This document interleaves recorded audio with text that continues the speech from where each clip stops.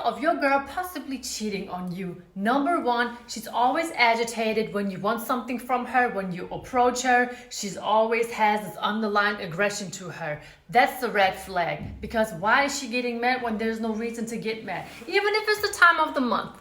If she's agitated when you ask her the time of the day, then there's something wrong with that situation.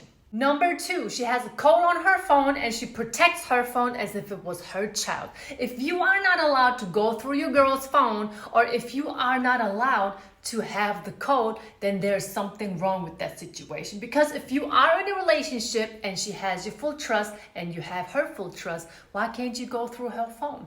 Let's just even talk about this little piece of technology that has gained so much worth in a woman's daily life or even in a relationship.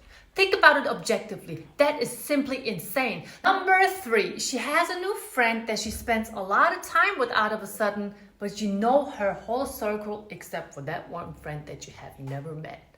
Something's wrong with this situation, because we all have busy lives, busy days. We all have to go to work. We all have hobbies. And when she's out of a sudden staying at the job longer than she has to, and she really cannot tell you why, and it's always the same reason, it's not a good situation. She pops up with the new flashy personal items, but she cannot show you one receipt.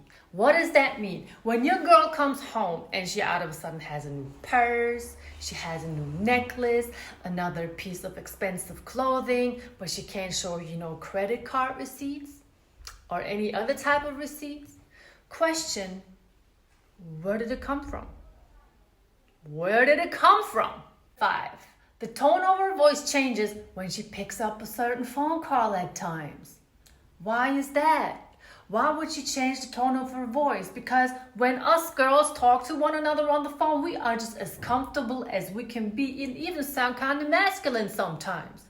So why does she have to sound extra feminine? Or why would she have to leave the room?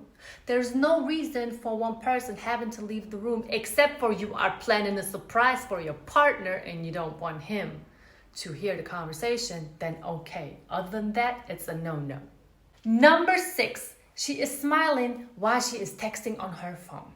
Now you know how it goes. How many times are we on the phone commenting on something, saying LOL, sending smiley emojis, crying smiley emojis, but we have a dead straight ass face. But when a woman is texting and she is smiling, then I would have to check that phone, or I would have to ask, what are you smiling for, honey? Can I smile with you? I would love to know. I don't trust a woman when she looks at her phone. She smiles and she doesn't allow her man to go through her phone. Number 7, and this one is pretty obvious, she spends less time with you. Now, like I said earlier, we all have busy days, especially when we have to go to work. But if we really care for each other, if we love one another, we're gonna make sure we spend time together on the regular. On and on and on. But when she's out of a sudden doesn't have time for you, but she's still out and you can tell that she is making time for other people, then that's a red flag and needs to be addressed. She doesn't text or call you right back. We are all on our phone. As bad as it is, our phone is always attached, almost glued to our hand. So when I receive a phone call, when I receive a text message, and especially from my man, or my mother, I get right back at them. Like, there's no doubt about it. I text back, I call back. I'm right there.